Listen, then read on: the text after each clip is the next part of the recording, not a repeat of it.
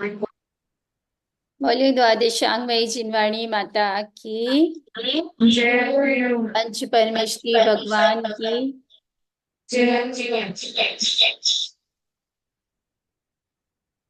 अहिंसा मई जिन धर्म की। आवाज आ रही है? चलिए। रत्न करण श्रवकाचार्य जी के अंतर्गत सम्यक दर्शन सम्यक ज्ञान अधिकार के बाद अणुव्रत अधिकार हमने देखा, और गुणव्रत अधिकार के अंतर्गत दिग्व्रत देख चुके, और अनर्थ दंड व्रत भी देख चुके, उसका स्वरूप भी देखा, अतिचार भी देखे।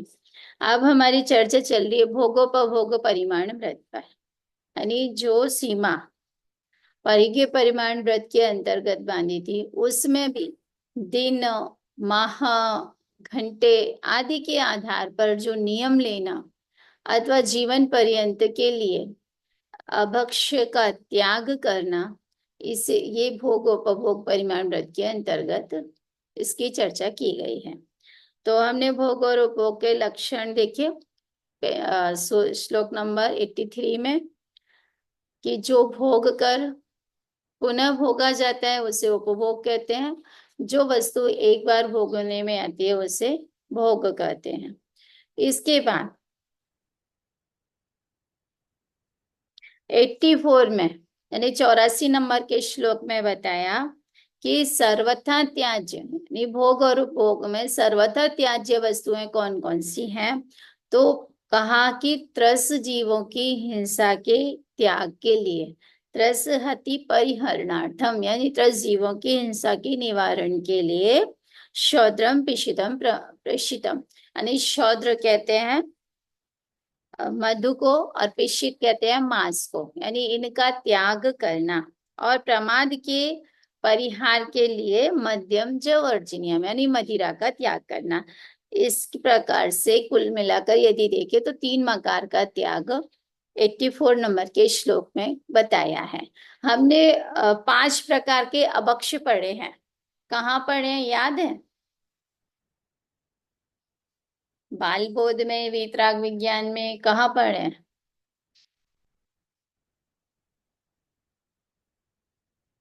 अच्छा, 5 प्रकार के अभक्ष्य कौन कौन से याद है?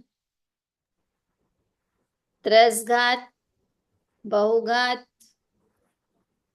और नशाकारक, अनिष्टकारक और अनुपसेव्य। लिखिए, 5 प्रकार के अभक्ष्य जो सर्वथा त्याज्य हैं, जिनमें मर्यादा नहीं बांधी जा सकती, इनका तो त्याग यम पूर्वक ही होता है। वे कौन कौन से होते हैं 5 प्रकार के अभक्ष्य? पहला, दूसरा, तीसरा, चौथा, पांचवा। हाँ, त्रसघात माने त्रसघात कहते हैं, जैसे यहाँ बताए ना उदाहरण के तौर पर। सचित्र वनस्पति का 84 श्लोक देखो, त्रस हति परिहरणार्थम, त्रस जीवों की रक्षा के लिए, यानी उनके घात के त्याग के लिए। किसका, किन किन में त्रस जीव अधिकांश पाए जाते हैं? मांस और मधु। अच्छा, मांस जीवों का पिंड, ठीक है। तो कौन से जीवों का पिंड है? जीव की जाति कितने प्रकार की होती है? 5। कौन कौन सी? एक इंद्रिय, दो इंद्रिय, हम्म, तीन इंद्रिय, चार इंद्रिय, पांच इंद्रिय। 5 इंद्रिय। इनमें से मांस के अंतर्गत किसका शरीर आता है? एक इंद्रिय जीव का भी शरीर होता है, 2 इंद्रिय का भी शरीर होता है, 3 इंद्रिय, 4 इंद्रिय, 5 इंद्रिय, सभी के शरीर होते हैं। इन सभी के शरीर कौन सा होता है? स्थूल, यानी औदारिक शरीर। तिर्यंच और मनुष्यों का जो स्थूल शरीर है उसे कौन सा शरीर कहते हैं? औदार्य। औदारिक। हाँ। तो मांस की संज्ञा कौन से जीवों के शरीर को मिलती है? त्रस।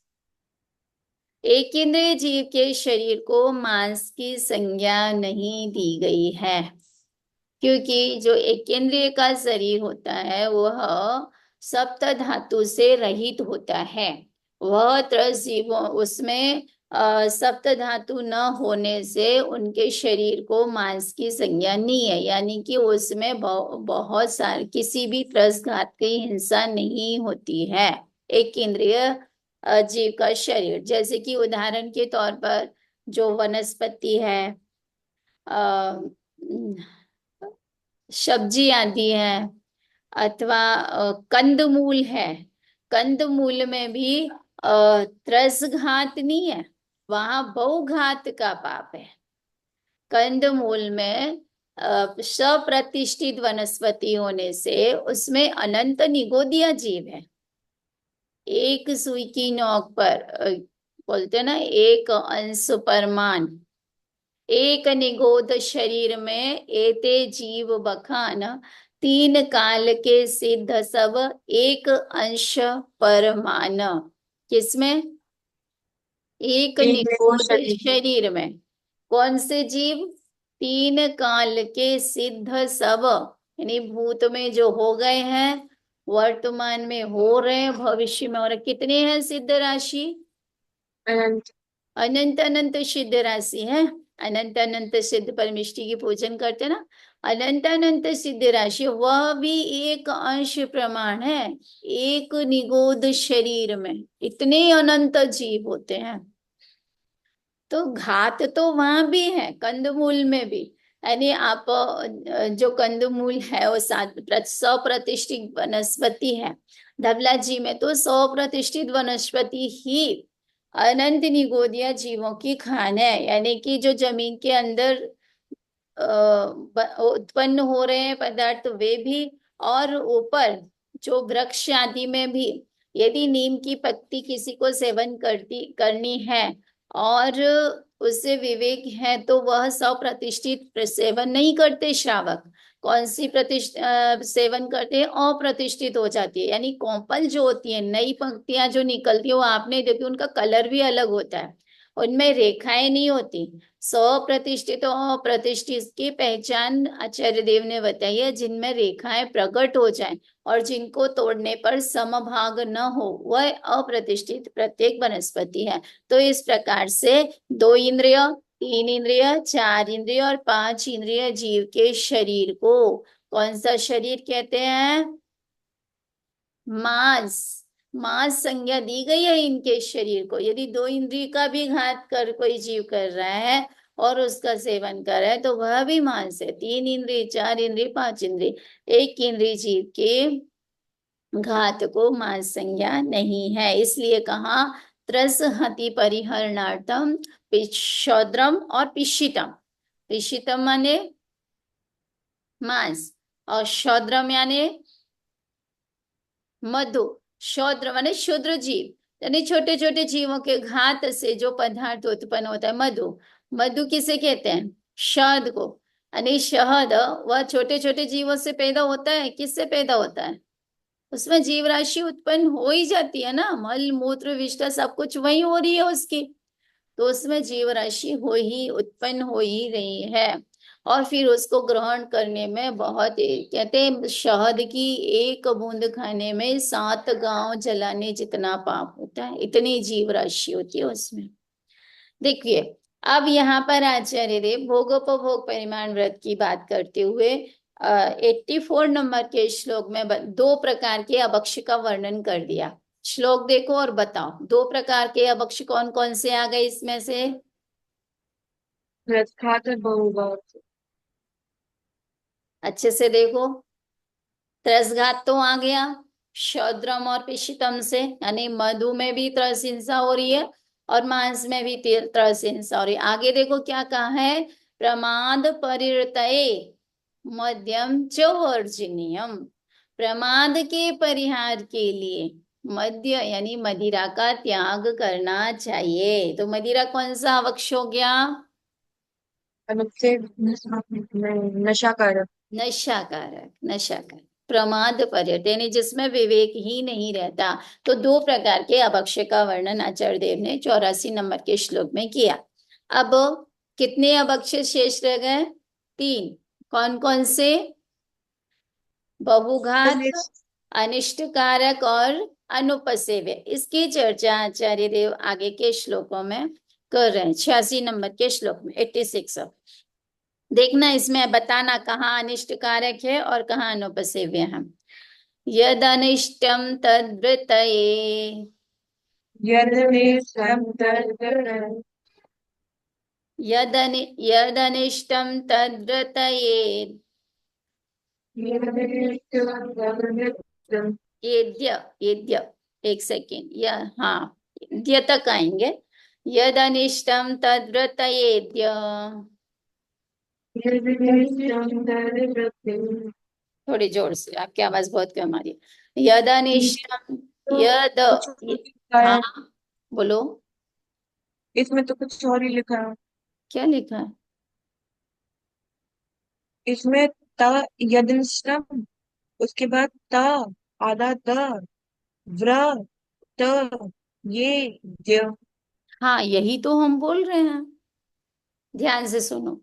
यद निष्टम तद्व्रतयेद्य, यही लिखा है। हाँ, यद निष्टम तद्व्रतयेद्य, यदनिष्टम तद्व्रतेद्य, यद निष्टम तद्व्रतयेद्य। यदनिष्टम तद्व्रतेद्य, एद्य, द्य तक जाएंगे। यद अनिष्टम तद्व्रतयेद्य, यदनिष्टम तद्व्रतेद्य, चान्नुपसेव्यमेतदपि जह्यात्,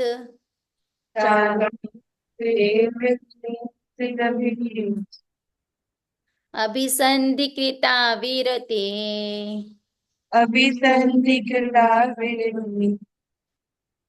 विषयान् विषयान् योगाद् व्रतं भवति। विषयाद्योगाग्रहम्। 85 नंबर का श्लोक हो गया था अपना। हाँ। हाँ, इसमें बहुघात की चर्चा आ गई थी, है ना। यदनिष्टं तद्व्रतयेद्य, चानुपसेव्यमेतदपि जह्यात्,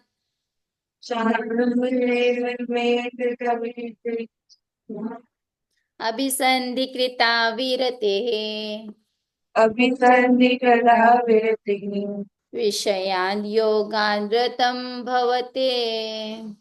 विषयाद्योगार्थं भवति। यदनिष्टं तद्व्रतयेद्य, यदेष्टं तद्व्रजेत, चानुपसेव्यमेतदपि जह्यात्,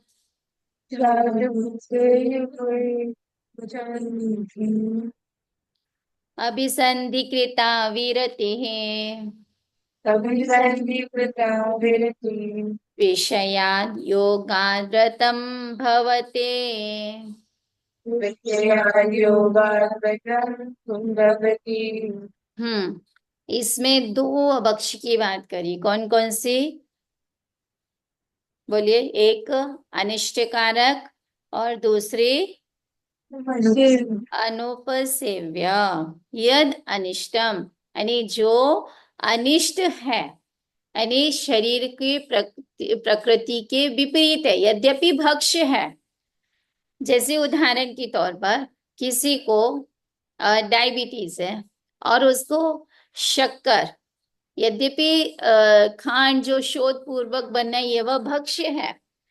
किसी को और कोई बीमारी है जिसमें घी नहीं देना है, यद्यपि वह घी अपना अटपेरा बना हुआ है, शुद्ध है, सात्विक है, इसके बाद भी वह उसको देन, यदि वो लेते हैं तो वह अभक्ष्य की कोटि में आएगा या भक्ष्य की कोटि में आएगा? क्यों आएगा भक्ष की कोटि में?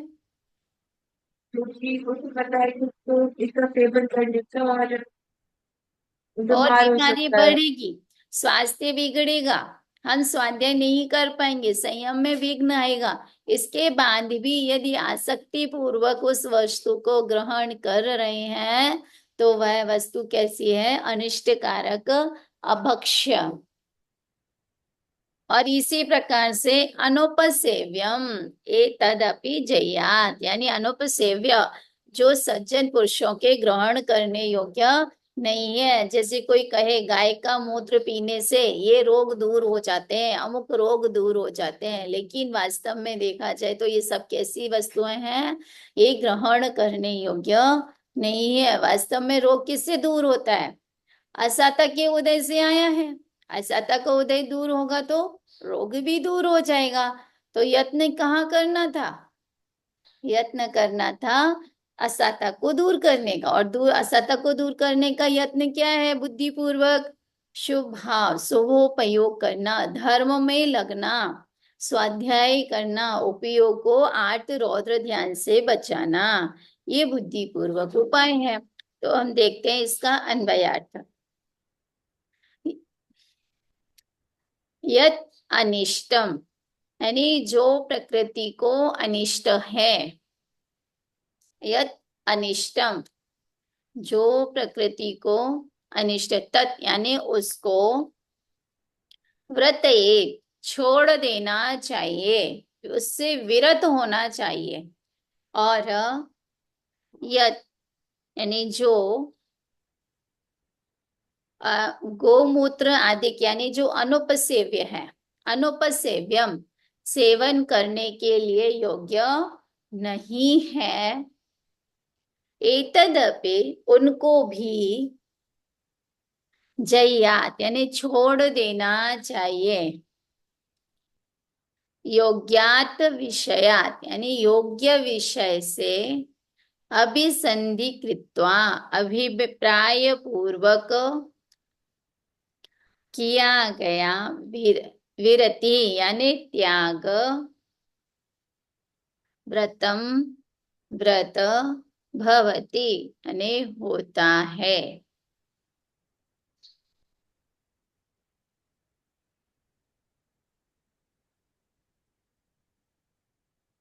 भावार्थ,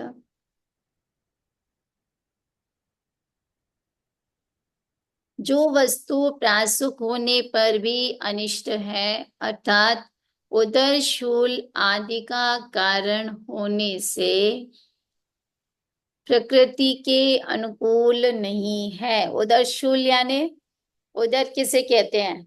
पेट का। यानी यहाँ कोई आदि में सभी लेना, कोई बीमारी का कारण है, वैद्य जी ने आपको उसको त्याग कराया और यदि ग्रहण करते हैं तो अनिष्ट कारक होगा, यानी उसे छोड़ना चाहिए। ये भोगोपभोग परिमाण व्रत की मर्यादा, अनुपसेव्य। इसी प्रकार जो भी गोमूत्र, ऊँटनी का दूध, लार, मूत्र, उरिस, खकार, शंखचूर्ण, पान का उगाल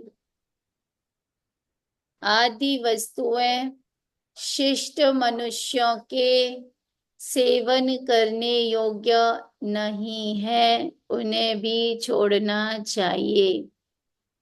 क्योंकि योग्य विषयों का अभिप्राय पूर्वक जो त्याग किया जाता है वही व्रत कहलाता है।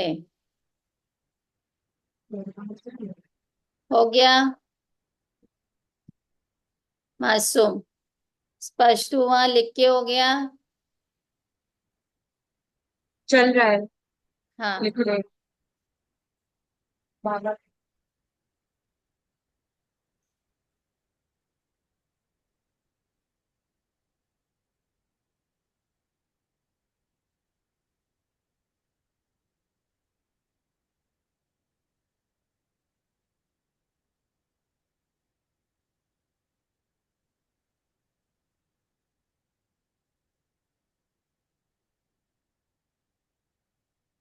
ये तब तक आप उच्चारण करवा नहीं सकते। हाँ, चलिए एक बार बोलती हूँ। यदनिष्टं तद्व्रतयेद्य यदनिष्टं तद्व्रजेत चानोपसेव्यमेतदपि जयात् चारुसेवमेतत्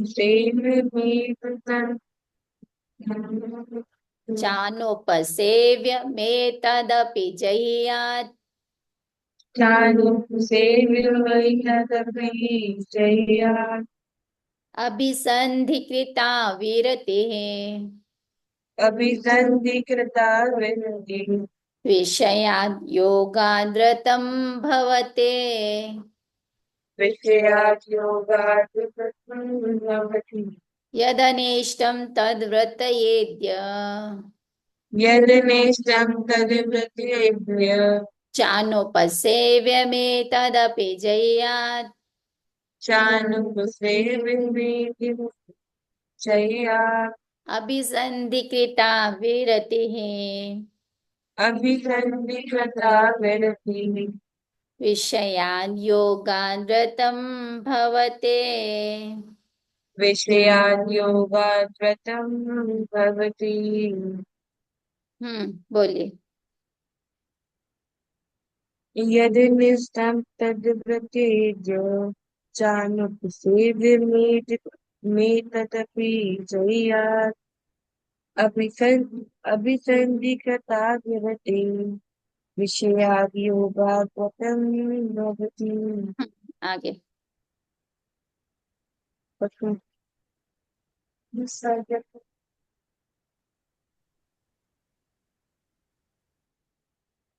यदनिष्टं तद्व्रजेभ्य येद्य येद्य ये तक आओ जब बनेगा। यदनिष्टं तद्व्रत येद्य। बोलिए।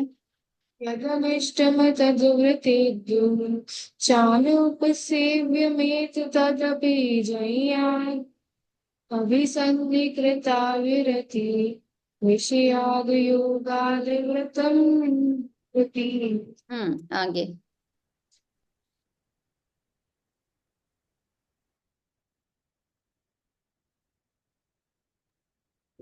बोलिए, आगे बोलिए। निष्टं तद्व्रतेभ्यो चानुपसेव्यमेत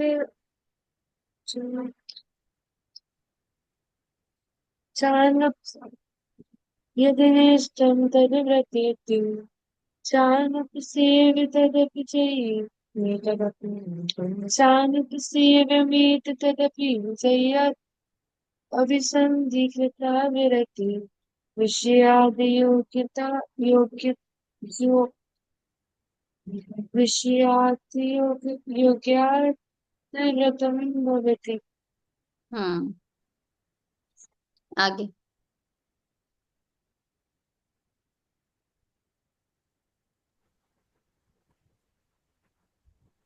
यज्ञेश्चं तद्व्रतेः चान्नुपसेवमेतदपि जयात् अविसन्निकृता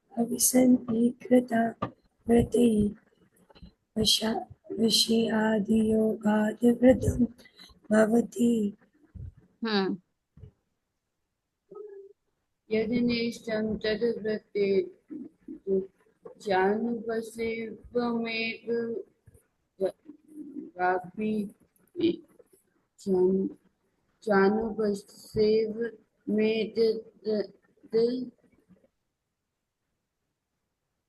हम्म जयात्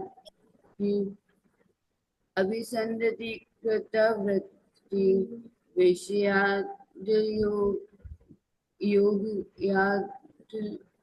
योगात् व्रतं भवति। हम्म देखिए, यहाँ तक बता दिया। 84 से 86 तक 5 प्रकार के अवक्ष। इसमें बताया अंत में कि जो अनिष्ट कारक है, जो अनुपसेव्य पदार्थ है, इनका त्याग करना चाहिए, यानी ये सेवन करने योग्य नहीं है। फिर नीचे की पंक्ति, ऊपर की पंक्ति में 2 प्रकार के अवक्ष की बात कही, नीचे की पंक्ति में ये बताया कि व्रत किसे कहते हैं। तो कहा अभिसंधि यानी अभिप्राय पूर्वक कृता माने किया गया, विरति यानी त्याग, योगात विषयात यानी योग्य विषयों में, यानी सेवन करने योग्य जो पांच इंद्रिय के विषय हैं उनमें बुद्धि पूर्वक यानी संकल्प पूर्वक जब त्याग किया जाता है तभी उसे व्रत कहा जाता है। यदि उसमें संकल्प पूर्वक त्याग नहीं है तो उसे व्रत संज्ञा नहीं दी जाती, भले ही आप उसका सेवन नहीं करते हैं। इस प्रकार से एक प्रकार से देखा जाए तो यहाँ आचार्य देव कह रहे हैं कि बुद्धि पूर्वक हमें इनका त्याग करना ही चाहिए, तभी वह व्रत कहलाएगा। सारांश के रूप में हम देख सकते हैं, आप अपनी कॉपी में भी इसको नोट कर सकते हैं। 84, 85, 86 इनका सारांश क्या है कि इनमें इन तीनों ही श्लोकों में 5 प्रकार के अभक्ष की बात कही है। 84 नंबर के श्लोक में कितने प्रकार के अभक्ष की बात कह दी? जल्दी से। 2 प्रकार के, कौन कौन से? और नशाकारक, हाँ, 85 में किसकी बात कही? बहुघात, बहुघात की। और 86 में अनिष्टकारक और अनुपसेव के। इस प्रकार से चर्चा करते हुए अंत में आचार्य देव ने कहा कि इनका अभिप्राय पूर्वक यानी बुद्धि पूर्वक इनका त्याग होना ही चाहिए। किस प्रकार? सर्वथा यानी सब, हमेशा के लिए। इनका ऐसा नहीं कि कभी ले लेना कभी छोड़ देना, इस प्रकार का नियम नहीं किया जा सकता। ये तो हमेशा के लिए त्याज्य ही है। नियम किस में होता है? भक्ष्य पदार्थों में। अभक्ष्य पदार्थों में कोई नियम नहीं होता। मांस कब खावे कब नहीं खावे ये कोई नियम होता है? ये तो यम होता है ना। इनको तो जीवन पर्यंत त्याग होता ही है। ऐसे ही बहुघात यानी जिनमें अनंत निगोदिया जीव राशि हो और जिसका सेवन करने को कहा जाए तो उसका सेवन कोई कर सकते क्या? उसमें अनंत कितनी जीव राशि, एक निगोद शरीर में। अब वो एक निगोद शरीर भी यदि आप देखेंगे ना तो बहुत एक एक एक एक शरीर में अनंत असंख्यात निगोदिया शरीर होते हैं, और एक एक शरीर में अनंत, एक शरीर के आश्रय से अनंत निगोदिया जीव रहते हैं। ऐसी साधारण वनस्पति, 100% वनस्पति भी विवेकी जनों को यानी श्रावक जीवों को इनका त्याग वर्तता ही है। नशाकारक अरे जो नशे को उत्पन्न करे, जो हमारे विवेक को नष्ट कर दे, ऐसी वस्तुएं भी कैसी हैं?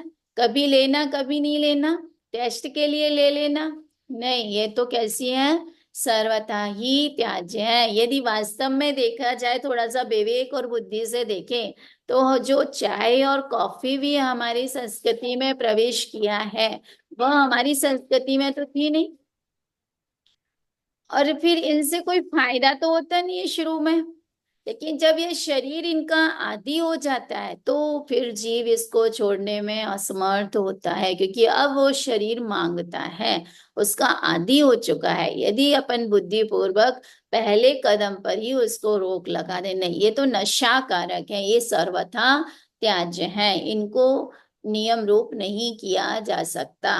फिर इसके बाद चौथा अनिष्ट कारक, यानी जो हमारी प्रकृति के अनुकूल नहीं है ऐसे पदार्थ। अनुपसेव्य यानी शिष्ट जनों के सेवन के अयोग्य। वास्तव में देखा जाए तो ये जो जितने ये हाँ 5 प्रकार के जो अवक्ष हैं इनका किस प्रकार से त्याग वर्तता है? यम पूर्वक। अब आगे देखते हैं यम और नियम का लक्षण पढ़ते हैं। नियम यमश विहितौ, बोलिए। समय हो गया क्या? आज आप लेट कैसे थे? मासूम का लैपटॉप ज्वाइन नहीं हो पा रहा था। क्या हो रहा है मासूम का लैपटॉप? क्या मंत्र पढ़ना पड़ेगा क्या उसके लिए बेटा? कोई मंत्र एक्चुअली पहले वगैरह? क्लास पहले ज्वाइन हो गया था, फिर उसका नेटवर्क चला गया अचानक से। वही तो अभी 2-3 बार से ही हो रहा है। अभी बीच में बढ़िया चल रहा था, 6 बजे ज्वाइन हो जाते थे। पता नहीं मेरा वाईफाई की सेटिंग बिगड़ गई कैसे, पता एक नहीं। बार एक बार किसी को दिखा लें तो हो हम्म। सकता है, या फिर दिखा लीजिए दीदी को बोल के, ठीक है ना, रुकते हैं यहीं पर। चलिए, कितने हो गए आज अपने? 86 तक अभी तो 86 हुए हैं, 4 बाकी है। अच्छा एक बात बताओ, आपने वो उस पे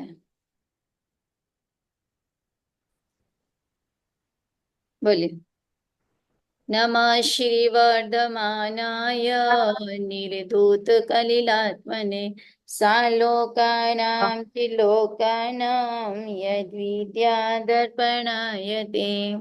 बोले द्वादशांगमयी जिनवाणी माता की, जय हो।